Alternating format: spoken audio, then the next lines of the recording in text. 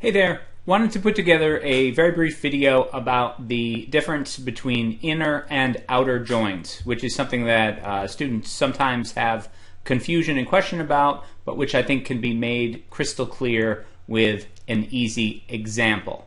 Okay, so let's talk about the setup here, the scenario. We've got two very simple tables, an employee table with three attributes: an employee identifier, which is the primary key, an employee name, and the department ID for each corresponding employee.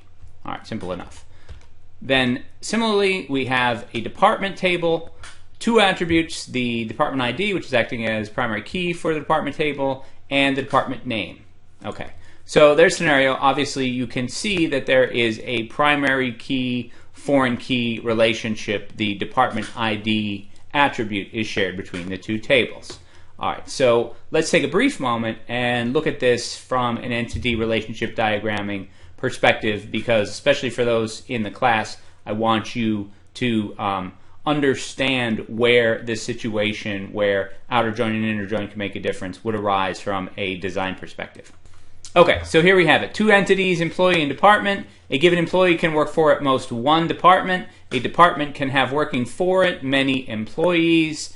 And the other important thing to note here is that participation on both sides is optional. So you're going to have employees that are not participating in the working for a department relationship. You're going to have departments that are not participating in having employees work for them, and that's important to note because that is what will make the distinction that we're about to look at. Okay, so let's join these two tables together in the fashion we're already familiar with, which turns out is an inner join. Okay, so let's say we're interested in just seeing the employee names and their corresponding department names. That'd be pretty reasonable, right? So select employee name, comma department name, from employee, join department, and because the attribute is exactly the same in both tables, we can say using department ID. And before we fire this up, take a look. We've got four employees: Alice, Bob, Sharice, and Dan, working in three departments: accounting, sales, and distribution. Let's see what we get with our inner join. We get Bob working in accounting, we get Sharice working in accounting, we get Dan working in sales. Note what we do not get. We do not see any information about Alice. So why is that? The reason for that is the reason for the occasional need for the outer join. Inner join only gives you those records where there is a corresponding match between the table with the key acting as a primary key and the table with the key acting as a foreign key. So because Alice has no corresponding entry in the department ID or in the department table because her department ID is null, we do not see her results.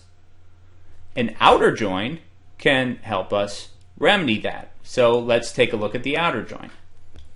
So similar thing, we are asking for the employee name and department name from employee, and we're just going to add a left to our join, department using department ID. And I probably should have used the up arrow there. But in any case, the only difference between that query and let me make it a little higher so it's easier for you to see on the screen.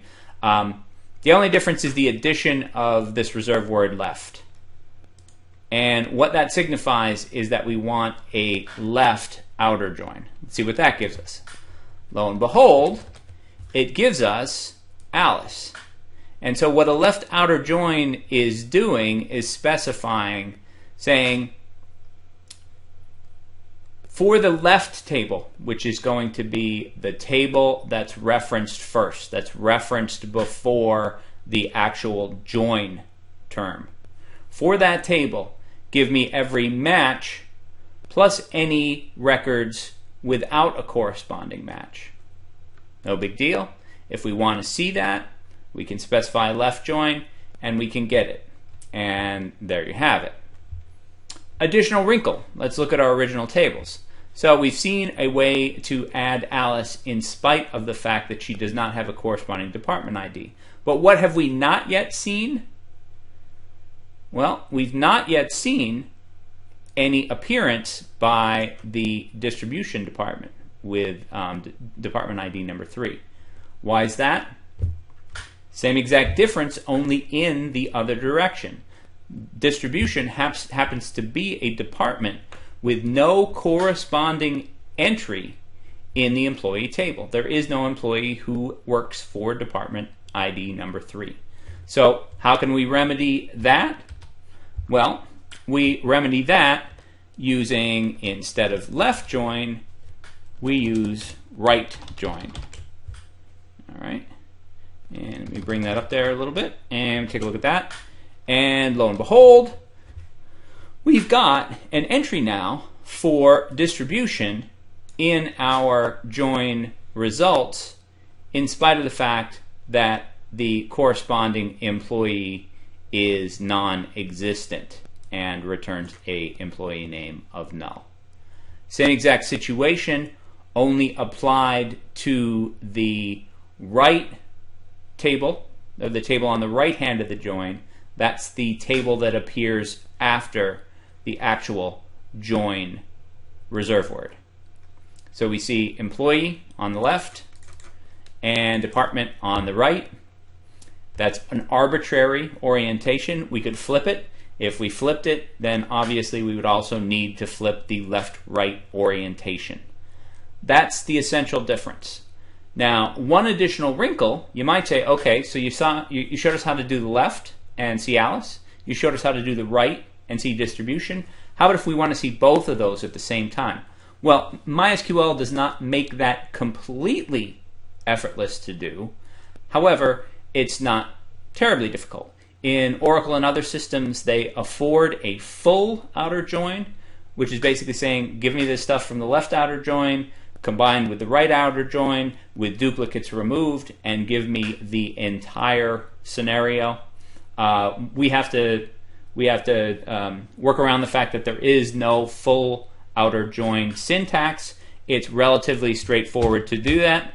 First, you do the order is not important, but let's start with the one we started with and do the left join and union, which is a set operator, the previous join, which I'm going to type out, department name from employee, right join department using department ID. So in essence, what we're doing is taking our left outer join and providing the union of that join together with a right outer join so that we get both together, which is equivalent to the full outer join, and will give us the non-corresponding employees, i.e. Alice with no department, and the non-corresponding departments, i.e. distributions, without any employees. So let's take a look at that. And there we have it. We have a full outer join equivalent. We've got Alice with no department, and we've got distribution with no employees. Hooray for us. I hope that makes real and concrete what is going on with an outer join. Study hard, and I will see you online.